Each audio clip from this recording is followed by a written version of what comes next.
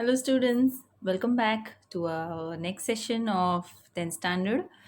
In the earlier session, we read the lesson 1.2, that is the thief's story, and now we will be uh, doing something more about that lesson as to what it is going to be. I will just tell you what it is going to be about.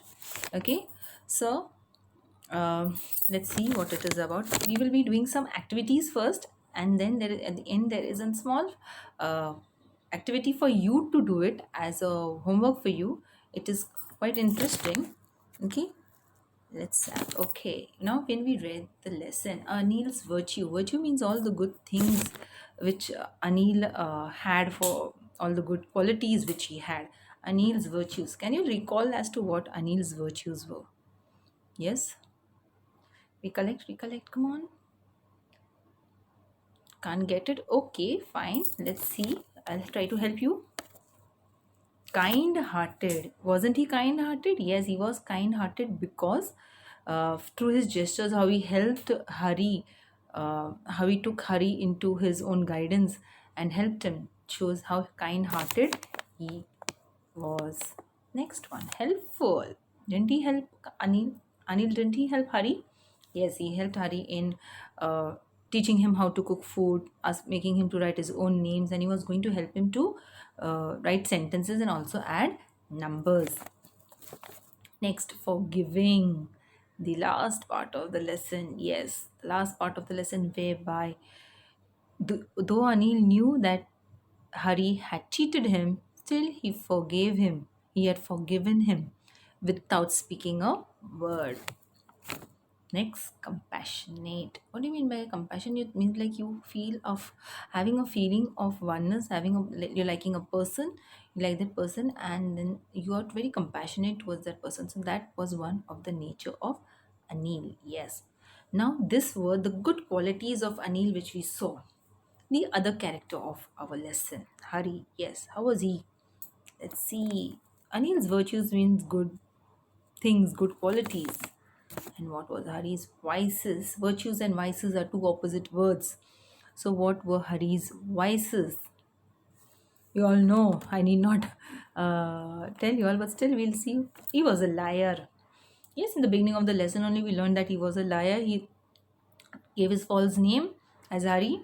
Yeah, and then, second was where he told that he can cook. Though he couldn't cook, still he spoke a lie that he could cook. So he was a liar. Next, deceitful, cheater. Yes or no? Used to. You can say deceitful, was full of schemes and all that to get the best for him, get to profit himself. Robber. He was a successful hand at cheating people, at robbing people. And he was a cheat. He used to cheat people. So when you rob people, you cheat people. So these are the vices of, or you can say the bad qualities of Hari. So we saw the vices of Hari as well as saw the virtues of Anil. Okay. Now, children, remember in our first part of this lesson, we saw, I told you about the questions and the words given in the blue margin. Yes, it's time for us to do some of those questions, not all. We'll do answer some of those questions which are there given in the margin of the textbook. Okay. The first question, what is the narrator quite successful at? Any guesses? Come on, come on, come on. Any guesses? Answer yourself. I cannot get to you, but yes, very good. The narrator is quite successful at robbing, cheating people. Okay, the next question is somewhat related to the first question. Who does the I refer to in the story? Who's the I in the story? Story, is it written by with Anil's reference, or is it written with Hari's reference? Yes, so Hari is the narrator. So the answer is the I refers to the narrator who gave himself the name Hari. Okay, the next question. Why did the narrator change his name every month? See, in his vices, we saw that he was a liar. Yes, so he told that his name is Hari, where he's lied over there. So the question is, why did he change his name every month? Anyone can think of the answer?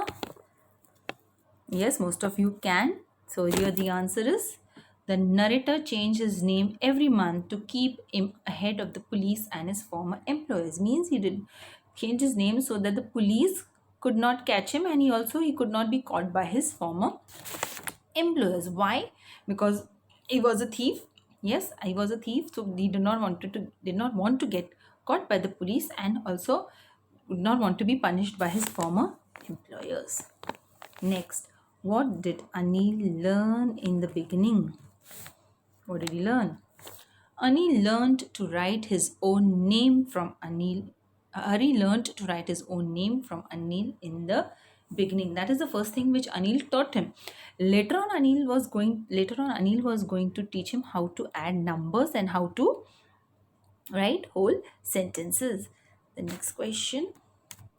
Why did Hari give a genuine appealing smile? See, twice he gave the genuine appealing smile, right?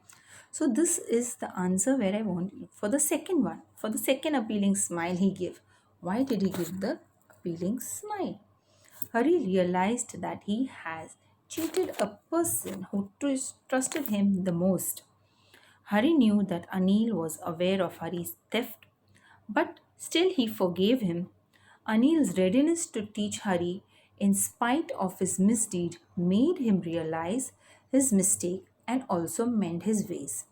As a result, that genuine smile appeared on Hari's face. So that is the answer. Now, children, before we go ahead, I would like to tell you, see, in the first poem 1.1, I showed you all what type of how questions will be asked in your exams, right? So we just a brief description how the questions will be asked in your exams for the prose passages. You will be having, most of you must be aware, it's just same like your 9th standard, but still I will give a quick review of it. You will be having 5 questions. First question, in your exam paper, children, you have to see the first question will always be there before the passage. Yes, so the first question will always be there before the passage. So that question will be a simple factual questions where the answer you will get it directly from the passage. Okay, now see, for example, over here where we had the third question over here. Why did the narrator change his name every month? So he changed his name every month to keep him ahead of the police and his former employees. It's still directly in the passage, so you can pick it up and write it. So this is a factual question. The fourth question also is a simple factual question. Fine.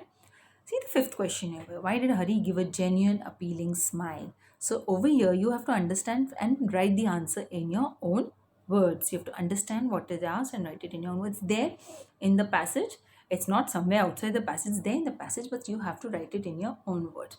Or else they can ask the web diagram which we have done in our first slide about Anil's virtue and Hari's vices. So those the things are not mentioned in the passage. Words are not mentioned. You have to understand and write it. So the first question clear, it is simple factual. Second question, it is complex factual. The third question will be based on vocabulary. Vocabulary in the sense they can ask you to use the phrase in the given in a sentence of your own. You don't have to write the sentence from the passage. You have to frame your own sentence, or they can ask you to give the meaning of the meaning is given, or they might from that meaning you have to find out the word which is there given in the passage, or give the noun form. Word formation type questions can be asked as well. So this is for the third question. The fourth question is for grammar. So whatever grammar we who have learned can be question tagged, can be change the tense, identify the clause, whatever grammar we have learned, any from that will be asked. And the fifth question is personal response. So the personal response can be it will be based on the passage, but you will not have the answer in the passage. It is personal response means you have to give your own views over there. So when you're giving your own views, try to write it in your own words. Okay, don't write as it is from the passage. Getting it, children? I hope all of you are getting what I am trying to explain to you about the pattern of the question answers. So 5 questions, each question carries 2 marks. So altogether your passage carries 10 marks. Is it clear? Yes, I hope it is very much clear. Now we move ahead. Okay, here we have one activity. Match the words in column A with their meanings in column B. I have taken the words from the passage only, children. It's not from somewhere else. Okay, so here we have, this is the question which is asked. You can see in column A there are 4 words. In column B also there are 4 words. So you have to match. Now when you are going to match over your children, remember in my first presentation also I have told, when you're supposed to match, you are not going to draw lines. You are simply going to write question and answer. Yes, not going to draw lines. No, you're going to write 1D, 2C and all that. No, no such things you're going to write. You're going to write question plus answer. In your exams, no need to write the column table and then write the answers, directly answers. You can write it in this way, which we will be discussing now. Answers. The first one, grunting. Any idea what does grunting means? Those sounds we make, na, grunting. Who was making these sounds? The wrestlers, when they were wrestling, they were fighting against each other, so they were taking out that sound, deep sounds. So grunting means making deep sounds. Yes. Next word, cure. Cure. Yes, is one. Though we have finished one, we have finished making deep sounds, so that does not, cannot be an option for us. Yes, cure means strange. What does it mean? Strange. Strange ways of earning money. Who had strange ways of earning money? Anil had strange ways of earning money.